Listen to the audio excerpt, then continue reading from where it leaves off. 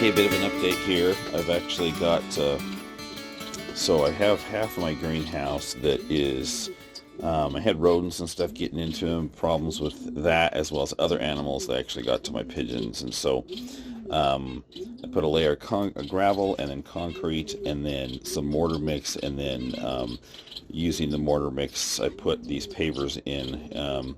Don't know how well you can see them. They're a little bit dirty on the floor here, but put pavers in with the mortar, and then around the outside edge, it's a little bit messy. I'll show you more later, but around the outside edge there is a little channel for water. It's sloped toward the edges, and then got some little tube like that, and periodically along the edges here I've got the tube going through. It's too small for rodents.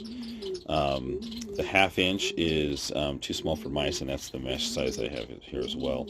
But those periodically go in around the outside edge so that if I have to spray or get wet to flush this out, then it can flush out there. And so the other half over here, I've taken everything out and dug it down, put gravel in. I'm getting ready to put the, still getting used to this. My finger was on the edge there, still getting used to the new camera here that I have. The lens is right next to that spot. But anyway, working to prep this for the same thing. I'll be putting tubes around the outside for channel. I'm going to have to, this board here is twisted, and in fact right through there, that's where some pretty big rodents and some weasel had gotten in, and so I'm going to be concreting all this in, but I've got to trim this down so that there's enough room for concrete there. So that's an update on that part. So that's what I do for the base here, to have that solid so no rodents can get in, and to be able to vacuum it and keep it clean. I made this kind of a cyclone vacuum to use with my shop vac so that it doesn't destroy the filter there, and works really well.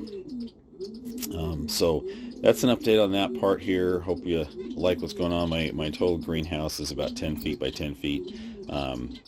Might be a little bit more like 11 feet by 10 feet, but that's the update there. And part of the idea is to have a door here, and then when I'm putting a mesh in here for the rest of the aviary part of the greenhouse, then I'll have essentially a double door there. So you can probably hear my pigeons. So hopefully you like that, and please give a like and a thumbs up. And if you're on Rumble, please punch that Rumble thing and follow me, and more to come.